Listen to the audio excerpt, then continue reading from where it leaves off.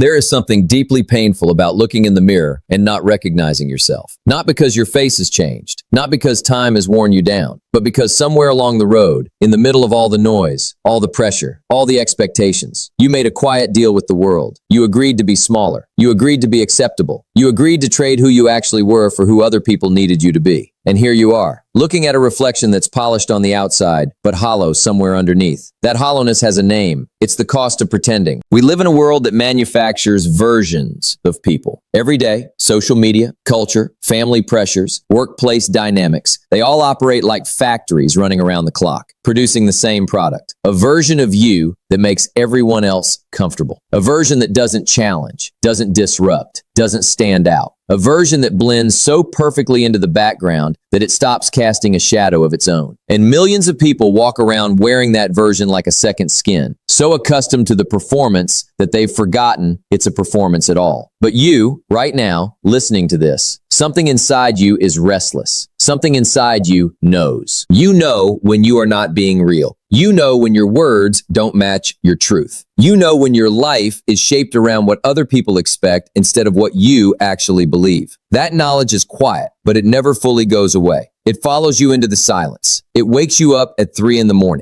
It sits beside you in the middle of a crowded room and whispers, "This is not who you are." That whisper is not a problem to be solved. It is a direction to be followed. Today, we are going to have an honest conversation, not a comfortable one, not one designed to make you feel good for 5 minutes before you go back to the same habits. This conversation is designed to crack something open, to reach the part of you that has been buried under years of performing, pleasing, and pretending. We are going to talk about identity, about authenticity, about self-knowledge and self-respect, about the enormous cost of living for other people's approval, about what it truly means to have the courage to be yourself in a world that rewards conformity. And most importantly, we are going to talk about who you are becoming. Because becoming the strongest, most authentic, most disciplined version of yourself, that is not a dream. That is a decision. Let's begin. Part 1, the slow disappearance. No one sets out to lose themselves. It doesn't happen all at once. It's not a single dramatic moment where you look at your life and say,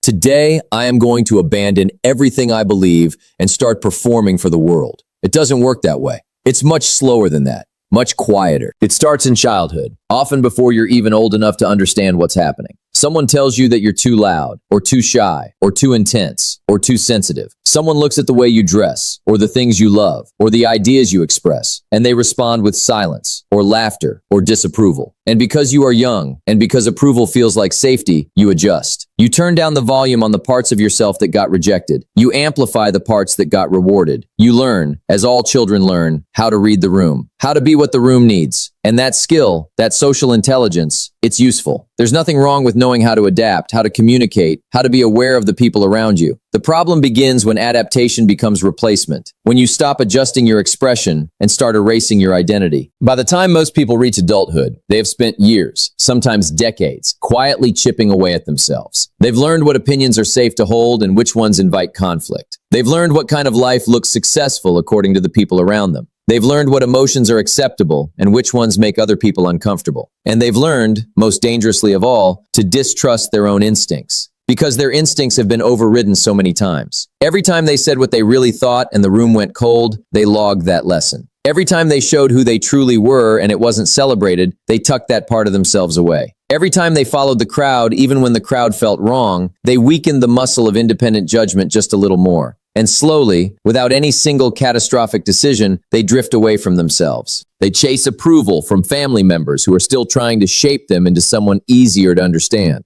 They seek validation from partners who reward a curated performance rather than an honest person. They post carefully constructed versions of their life online, presenting highlights stripped of all the confusion, vulnerability, and mess that makes them human. They say yes when they mean no. They stay when they should leave. They remain silent when they have something important to say. And beneath all of this, beneath all the performance, there is exhaustion. Not physical exhaustion, though the body carries it too, but a deeper weariness, the exhaustion of maintenance. Because maintaining a false version of yourself is labor, constant, relentless labor. You must remember what you've presented to each person. You must monitor how you're coming across. You must suppress the authentic reactions that keep trying to surface. You must manage the fear that one day someone will see through the construction and discover what's underneath. That is not living. That is managing a performance with no closing night. Jim Rohn once said something that cuts straight to the truth of this. The greatest value in life is not what you get, it's what you become. Sit with that for a moment. Not what you get, not the job, not the title, not the house or the relationship or the number of people who follow you online. What you become, the character, the depth, the authenticity, the courage, the wisdom accumulated from years of being honest with the world and, most importantly, with yourself. You cannot become who you were meant to be while playing a character written by everyone else. Growth requires raw material, and the raw material of your life is your actual self, not the polished, acceptable, everyone-approved version. The real one. The one with the strange interests and the unpopular opinions. The one that cries at things other people find trivial. The one that gets quietly angry about injustice and lights up about ideas no one else in the room is thinking about. The one that has failed, struggled, doubted, and kept going anyway. That person, that full, complicated, unedited human being, that is who you were born to become. Not a smoother version, not a more impressive version, not a version that fits more neatly into someone else's idea of what a successful life looks like. You. And here's the thing nobody tells you clearly enough. Losing yourself is not a tragedy that happens to weak people. It happens to intelligent, sensitive, capable people who simply made the mistake of caring too much about what others thought and not enough about what they knew to be true. It happens to people who were brave in every external way, but never developed the internal courage to stand firm in their own identity when the pressure mounted. But that can change. That always can change. Because the same intelligence that helped you adapt, that same sensitivity that made you so aware of what other people needed, when you turn it inward, when you direct it toward yourself, it becomes the most powerful tool for self-discovery you have ever possessed. The question is whether you're willing to use it. Part 2, the high price of approval. Let's talk about something most people spend their entire lives avoiding talking about honestly, the addiction to approval. Because that's what it is, not a preference, not a personality trait, an addiction. And like all addictions, it starts with a genuine need and transforms over time into something that controls you rather than something you control. The need itself is legitimate. Human beings are social creatures. We evolved in communities where acceptance meant survival and rejection meant danger. The nervous system does not easily distinguish between the fear of being cast out from a tribe 10,000 years ago and the fear of someone not liking your Instagram post today. The emotional machinery is old. The world has changed dramatically faster than our biology. But understanding why we crave approval doesn't mean surrendering to that craving, because the cost is higher than most people are willing to calculate. Think about the decisions you have made specifically because of what other people would think. The career you didn't pursue because your family thought it was impractical. The relationship you stayed in longer than you should have because leaving would mean explaining yourself. The opinion you swallowed because it wasn't popular in your social circle. The creative project you abandoned before you even began because you imagined an audience that might not understand it. The version of yourself you put away in a drawer because someone once told you it was too much. Every one of those moments had a cost. The cost is not always immediately visible. It doesn't present itself as a disaster. It comes quietly, in the form of a life that slowly begins to feel like it belongs to someone else. A life that is technically functional. The bills get paid, the social obligations get met, the approved of milestones get reached, but that lacks something essential, something alive. That absence is the price of approval seeking. Jim Rohn said it plainly. If you live for everyone's approval, you will die from their rejection. This is not a metaphor. This is a clinical description of what happens to the human spirit when it outsources its sense of worth to external feedback. When your confidence is built on other people's opinions, it is structurally unsound. One compliment can briefly inflate it. One criticism can collapse it entirely. You are forever at the mercy of whoever happens to be in the room and whatever mood they happen to be in on whatever particular day. That is not confidence. That is volatility dressed up as self-esteem. Real confidence, the kind that actually holds you steady through difficulty, does not come from other people telling you that you are enough. It comes from you knowing who you are, what you believe, and why. It comes from accumulating evidence through your own choices and your own work that you can be trusted. Trusted by yourself. That when things get hard, you will not abandon yourself. That when the crowd goes one direction and your instincts say another, you have the inner resources to stand firm. That kind of confidence cannot be given to you. It cannot be borrowed or faked.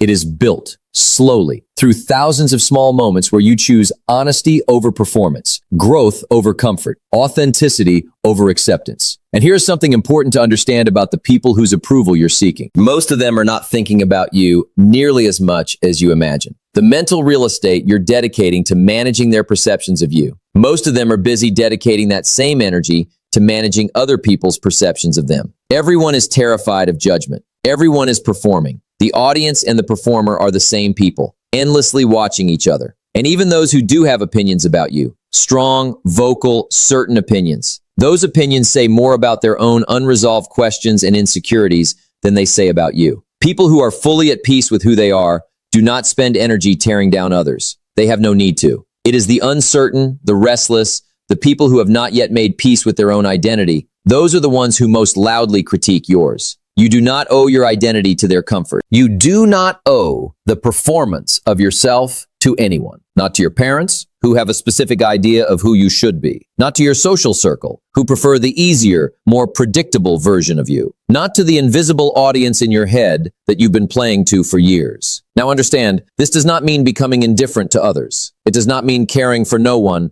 listening to no one, being influenced by nothing outside yourself. That is not freedom. That is isolation masquerading as strength. There is a profound difference between being open to others and being controlled by them. Between caring about the people in your life and allowing their approval to determine your identity. Between adapting thoughtfully and erasing yourself entirely. What we are talking about is the reclamation of your own center. The development of an internal compass so reliable, so deeply calibrated to your actual values and genuine convictions that the noise from outside, no matter how loud, cannot drown it out. That is what freedom looks like. Not indifference, not rebellion, not performing for an audience of one, but the quiet, unshakable knowledge of who you are and the courage to live accordingly. Ask yourself this honestly. How many years of your life have you spent as a supporting character in your own story? Arranging yourself around other people's comfort, shrinking yourself to fit inside their expectations, editing your truth before you spoke it out loud. That time does not come back. But the decision to stop, that decision is available right now.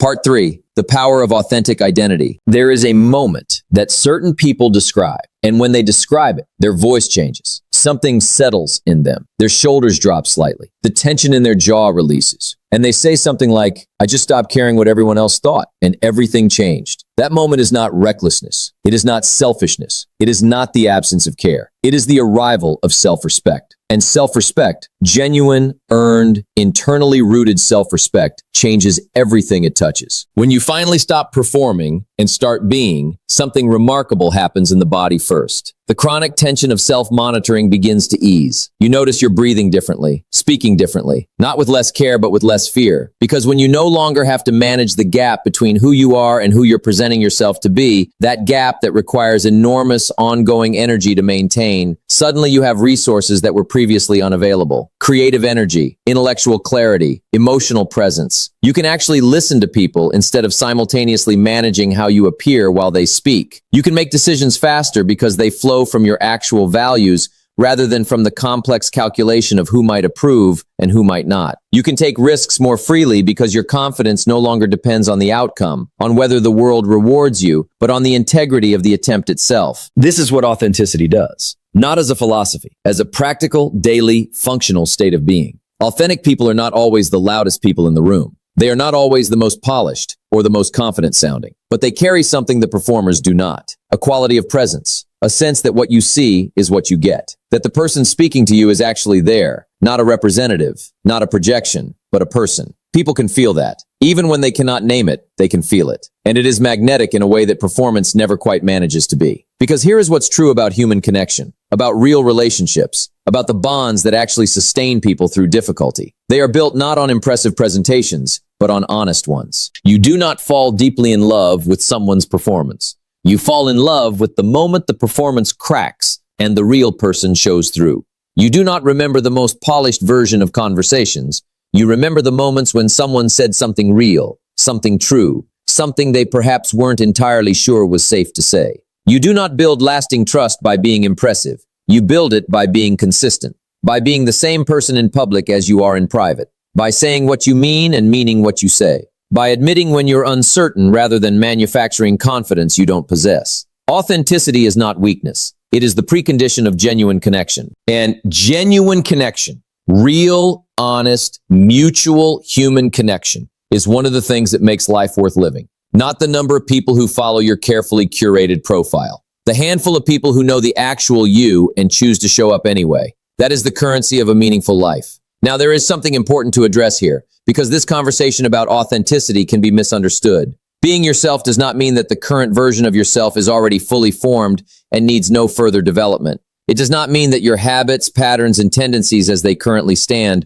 are all sacred and beyond examination. It does not mean refusing to grow because that's just who I am. The person you are is not static. Identity is not a fixed destination. It is a direction. Being yourself means being honest about where you currently are, including the parts that need work, while moving consistently toward who you are genuinely capable of becoming. The authentic self is not always the comfortable self. Sometimes authenticity means looking honestly at the ways you have been avoiding growth, acknowledging that some of your default patterns, the defensiveness, the procrastination, the people-pleasing, the self-sabotage, are not expressions of your deepest identity, but adaptations that no longer serve you. Patterns you adopted for survival in circumstances that no longer apply. Authenticity includes the courage to say, I developed this habit to protect myself, but it is now holding me back. And I am choosing, honestly, deliberately, to change it. That is not losing yourself. That is becoming more fully yourself. Your genuine identity, the person you were born to become, is not hiding under the patterns of avoidance and fear. It is waiting on the other side of them. Every time you face something you've been running from, you get closer to it.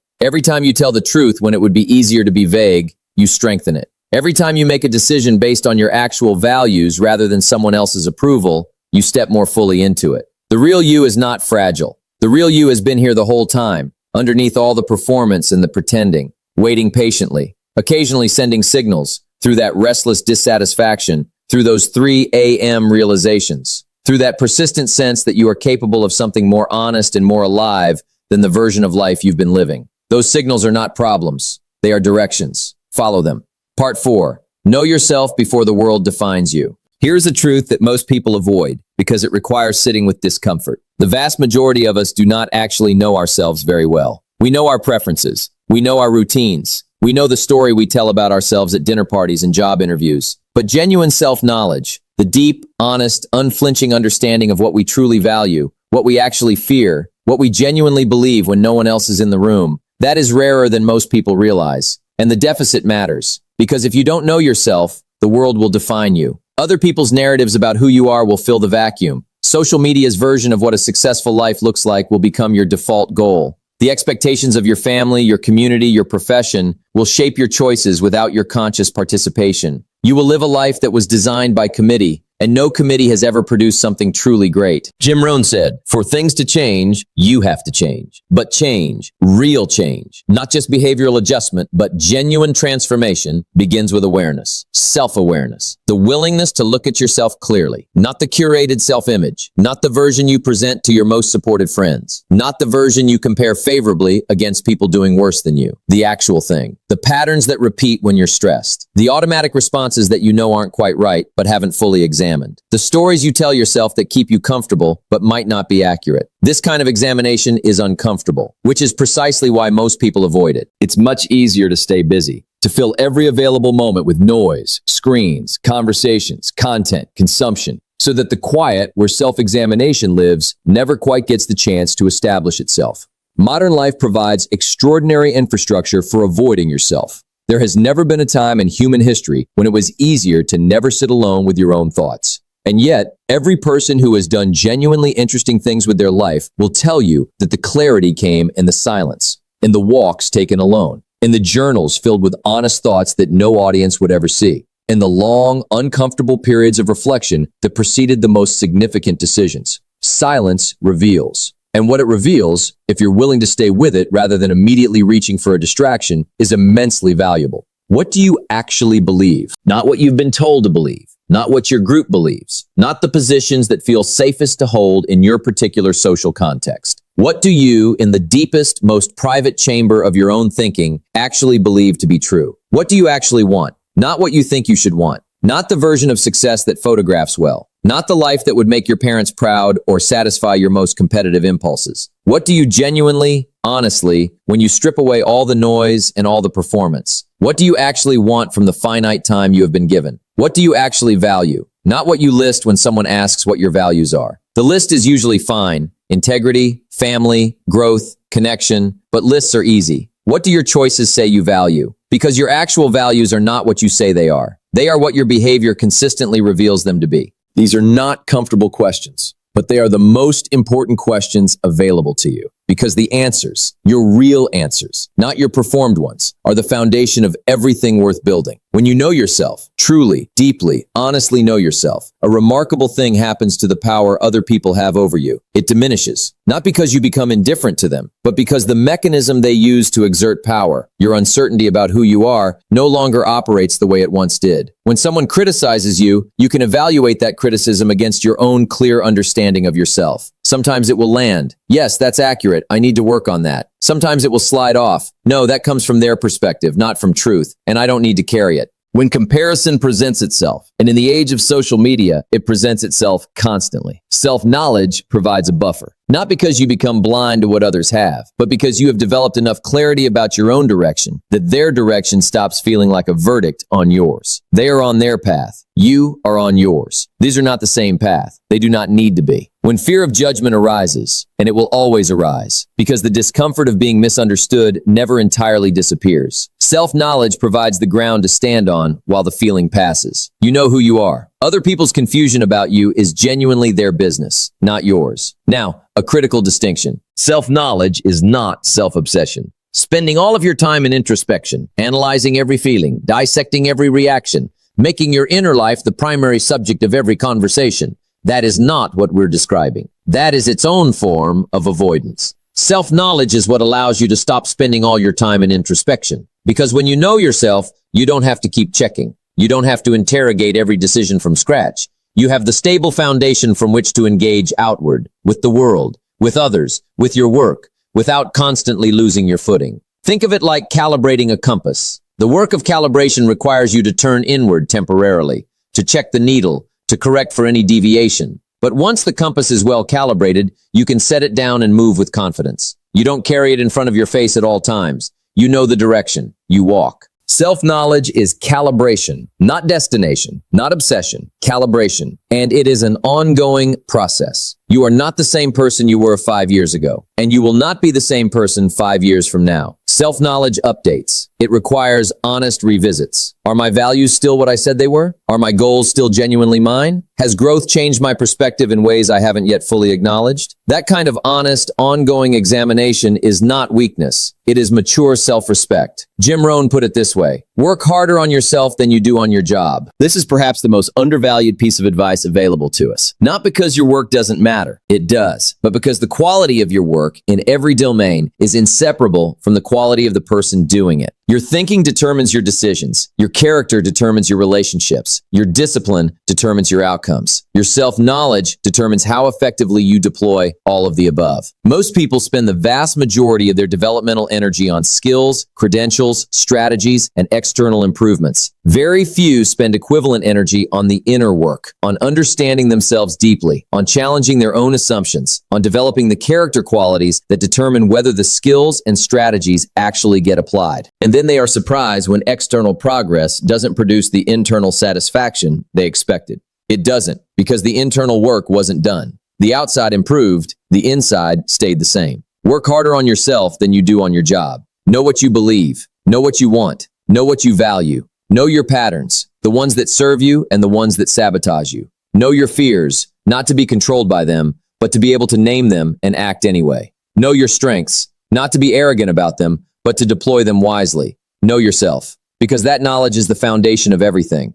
Part 5, the courage to stand apart. We need to talk about courage, not the kind that appears in emergencies, not the kind required when the stakes are visible and the call to act is clear, but the quieter kind, the sustained, daily, often unrewarded kind. The courage to be different, to think in a way that doesn't match the people around you, and say so honestly. To pursue a direction that your social circle doesn't understand and continue anyway. To refuse the comfortable consensus when it conflicts with what you genuinely believe. To stand in a room full of people going one direction and to go another, knowing that you may be wrong but believing that the cost of not following your own judgment is higher than the cost of being wrong. The world rewards conformity in the short term. Conformity is comfortable. Conformity is safe. Conformity avoids the discomfort of being misunderstood, the vulnerability of being judged, the loneliness that can come from choosing a path that others don't immediately validate. But conformity has a long-term cost that is rarely advertised. It is the cost of the unlived life, the contribution never made, The gift never fully developed because it was too strange or too specific or too much of a departure from what was expected. Every genuinely original contribution to human life, every piece of art that moved people, every idea that changed how we understand something, every business that solved a problem in a way no one had tried before, every social movement that expanded what we consider possible, every single one of them required someone to think differently from the people around them, often before anyone else saw the value in it. That requires courage. Not intelligence alone, not talent alone, courage. The willingness to be wrong in public, to be misunderstood, to continue in the absence of validation and sometimes in the face of active discouragement. Jim Rohn said, "Don't join an easy crowd, you won't grow." This is not elitism. It is not a call to arrogance. It is a description of a simple psychological and developmental truth. We grow in relation to what challenges us. We grow when we are required to think harder, stretch further, confront more honestly, operate at a higher level of honesty and rigor than our current comfort zone allows. Easy crowds don't require that. Easy crowds provide agreement,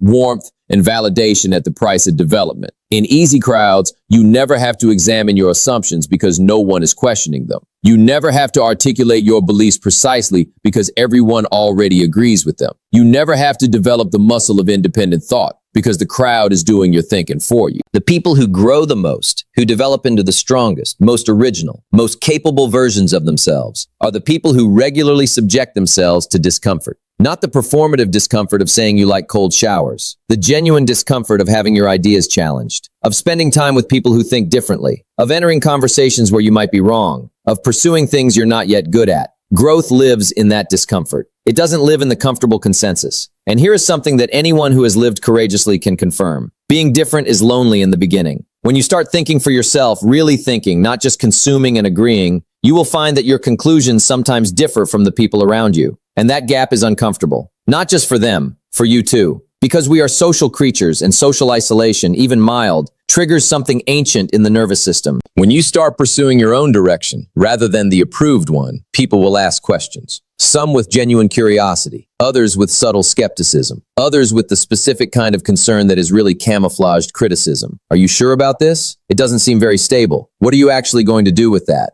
These conversations are not easy. Even when you are completely certain of your direction, the weight of others' doubts can press on you unexpectedly. And there will be periods, particularly in the early stages of any genuine departure from the approved path, where you feel profoundly alone, where the confidence you need hasn't been fully validated by results yet, and the external feedback is mixed at best, discouraging at worst. This is the test. This is the crucible in which authentic confidence is either forged or abandoned. Because here is the truth. Everyone who eventually became someone genuinely remarkable not in the sense of famous, but in the sense of having actually developed their gifts and made genuine use of their one life, went through a version of this period. The period where the direction was clear internally but unvalidated externally, where they were choosing based on their own judgment, in the absence of the crowd's approval, often against active discouragement. And they continued anyway. Not because they were immune to doubt, they had doubt. Not because they never felt lonely, they felt lonely. Not because the path was clear and the outcomes were guaranteed, they were uncertain, often deeply uncertain. But they had developed something more reliable than external validation. They had developed an internal sense of direction, a rooted understanding of their own values and capabilities, a relationship with themselves stable enough to withstand the periods when the outside world wasn't confirming what the inside world knew. That is what we're building here. Not invulnerability to difficulty, not immunity to doubt, but a relationship with yourself, grounded, honest, consistent, that persists through difficulty and doubt and serves as the compass when all the external signals are confused. And here is something worth saying clearly about the people who misunderstand you, who judge you, who discourage you during these periods. Most of them are not your enemies. Most of them are simply people who cannot yet see what you see. People who, from where they stand, genuinely cannot make sense of your direction. People who care about you in their way, and whose care is expressed as concern about what they don't understand. This doesn't mean their concern should determine your direction, but it does mean that the appropriate response is not bitterness or defiance. It is patience, and sometimes compassion, because there was a time when you couldn't see what you can now see. Growth is a process. Understanding is a process. Not everyone moves through it at the same pace. The strongest people are not the ones who fight the crowd most loudly. They are the ones who remain grounded enough in their own identity that the crowd's opinions, whether supportive or critical, simply cannot destabilize them. Be that kind of strong. Part 6. The choice to become. We've traveled a long way in this conversation. From the quiet tragedy of losing yourself to the cost of living for approval. From the power of authenticity to the importance of deep self-knowledge. From the loneliness of standing apart to the courage required to do it anyway. Now it's time to bring everything to the most important place. Not where you are, but where you are going. Because the ultimate question is not, how can I accept who I am?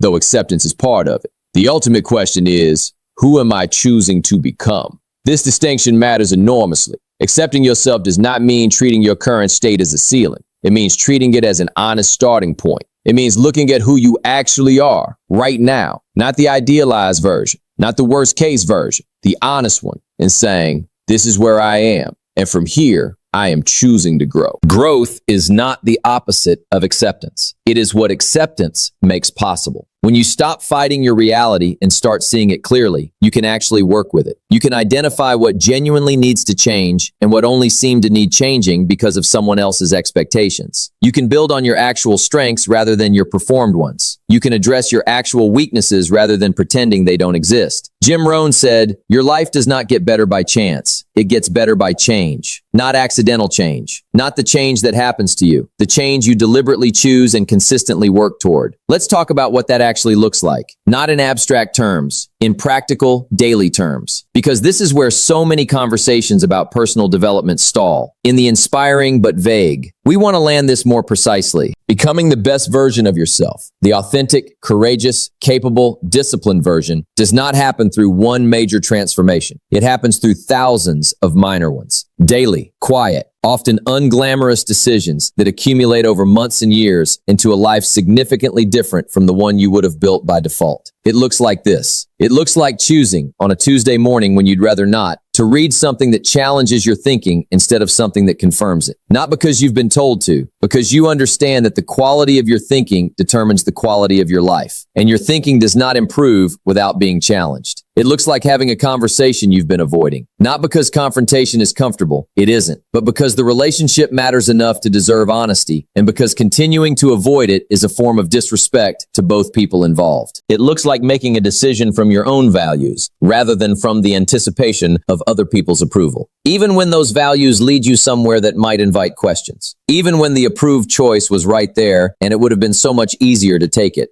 It looks like spending time in genuine reflection, turning the phone face down and sitting with your own thoughts long enough to actually hear what they're saying. Not as a scheduled productivity tactic, as a commitment to knowing yourself. It looks like maintaining your commitments to yourself even when no one is watching. Because integrity toward yourself, the discipline of doing what you said you'd do when no external accountability exists, is the foundation of real confidence. Not what you tell yourself about who you are, what you actually do when only you know. These are the disciplines Jim Rohn described as a few simple disciplines practiced every day. Simple, not easy, simple. The gap between what's simple and what's easy is where most lives get decided. Reading is simple. Getting better at it is not always easy. Honesty is simple. Being honest consistently, especially when it costs you something, is rarely easy. Self-examination is simple. Facing what you find in that examination without immediately reaching for a defense or a distraction, that is not easy. But these disciplines, practiced consistently, compound over time in a way that no single dramatic gesture can replicate. The person who reads an hour a day for 5 years has access to a quality of thought unavailable to most people. The person who maintains physical discipline, not for aesthetics, but because they understand that the body and the mind are not separate systems, carries an energy and a clarity into every area of their life. The person who has spent years developing honest self-awareness has relationships, professional judgment, and emotional resilience that cannot be faked or bought.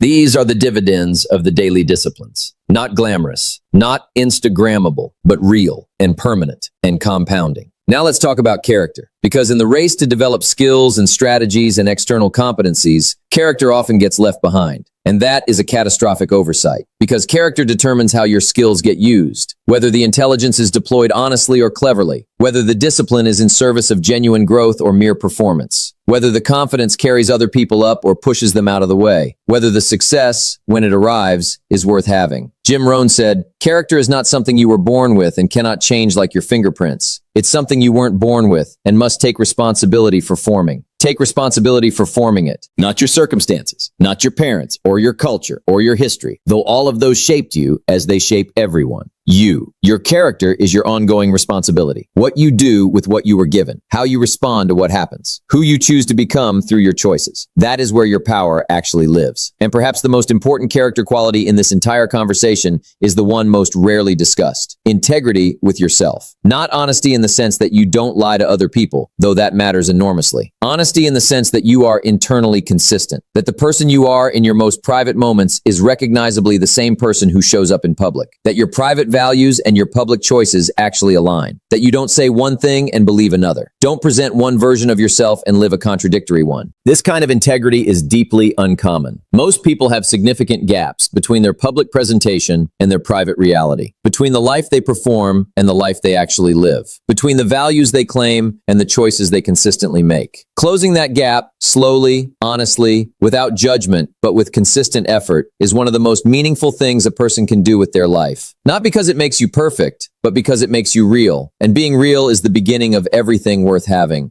Part 7. What it means to finally live. Let's talk about what it actually feels like on the other side. Not as a destination, because this is not a destination, but as a direction, a quality of life that becomes available when you've done enough of the work we've been discussing. There is a kind of peace that becomes available when you stop performing. Not the peace of having no problems, not the peace of having everything figured out. The specific, profound peace of being the same person in all rooms, of not having to manage versions of yourself or maintain inconsistent stories, of knowing that when people encounter you, they are encountering something real rather than something constructed for their benefit. That peace is not dramatic. It doesn't announce itself. It is the quiet absence of a noise you didn't even know you were living with until it stopped. There is also a quality of energy that becomes available. The energy that was previously allocated to self-monitoring, to approval management, to maintaining the performance. When that gets freed up, it is remarkable how much more is available for everything else. For your work, for your relationships, for your creative life, for the simple, often undervalued experience of actually being present in your own life. Most people are not present in their own lives. They are a few seconds behind themselves, observing and editing their own experience as it happens, checking how they come across, monitoring the reaction, planning the next move. And all of that takes them out of the actual moment, the actual conversation, the actual meal, the actual landscape, the actual human being sitting across from them. When the performance stops, presence becomes possible. And presence is one of the most radical gifts you can give yourself and the people in your life. There is also a change in the quality of your relationships, not in their number necessarily, not in how they look from the outside, but in their depth. Because authentic people attract authentic connection. When you stop presenting a curated version of yourself, you make it safe for others to stop presenting their curated versions. And in that mutual dropping of the performance, something real becomes possible. The conversations get better. They go somewhere.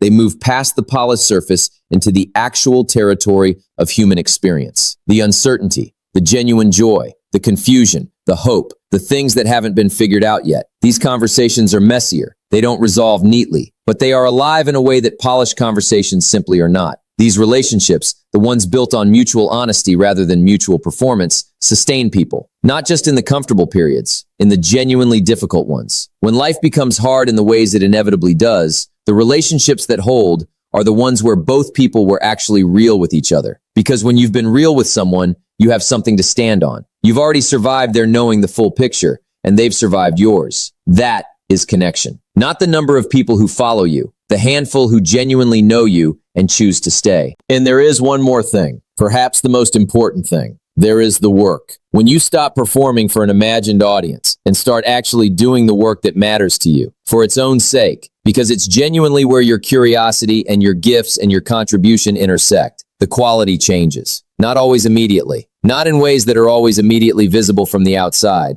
but the work starts coming from a different place, from the inside out rather than the outside in, from genuine interest rather than from the calculation of what will be received well, from your actual perspective rather than the perspective you think will be most approved. And often, not always, but often, that is when the work becomes genuinely good, when it starts saying something that only you could say, in a way that only you could say it, when it stops being competent and starts being alive. The world doesn't need more competent performances. The world has extraordinary quantities of those. What it has far less of is work that comes from someone's genuine, honest, irreplaceable inner life. Work that makes a person feel less alone when they encounter it because it says something real. That quality, that genuine originality cannot be manufactured. It cannot be reverse engineered from what's currently trending. It can only come from someone willing to be fully themselves in the process of creating it. Be that person. Closing. This is where your real life begins. We've covered a tremendous amount of ground in this conversation, so let me bring it home clearly. Let me leave you with what matters most. You were not born to be a copy of someone else's life. You were not designed to spend your years managing other people's perceptions of you. You were not created to hide your genuine self behind a performance engineered for maximum approval. You were born with your own specific set of gifts, your own way of seeing, your own irreplaceable perspective on what it means to be alive right now. No one else has exactly what you have. No one else experiences the world through exactly your set of perceptions, your particular combination of background and experience and longing and love. That combination, messy, incomplete, still in development, and entirely real. That is your contribution. That is what you are here to bring. But it requires you to be brave enough to actually bring it.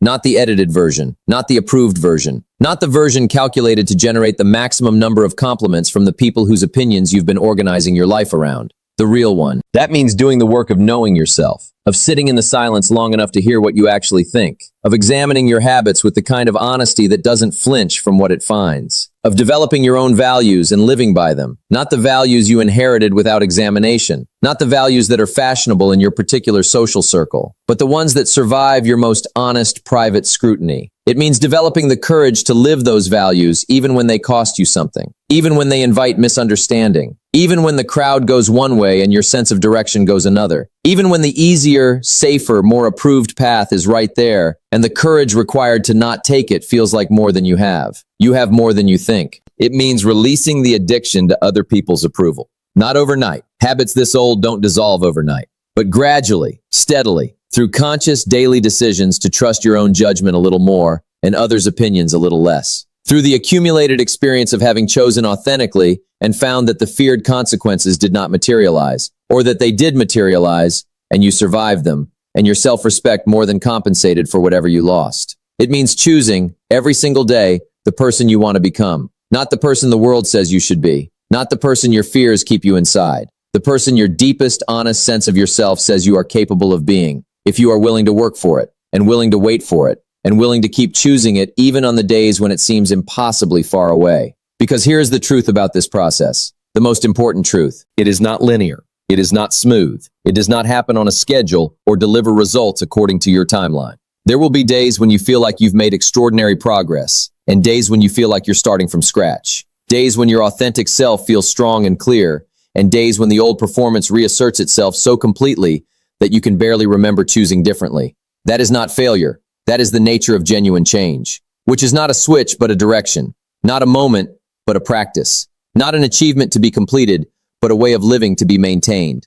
You are not trying to arrive. You are trying to stay pointed in the right direction. And every day that you choose honestly, even imperfectly, even partially, even through enormous resistance, you stay pointed in the right direction. That is enough. That is more than enough. That is, in fact, everything.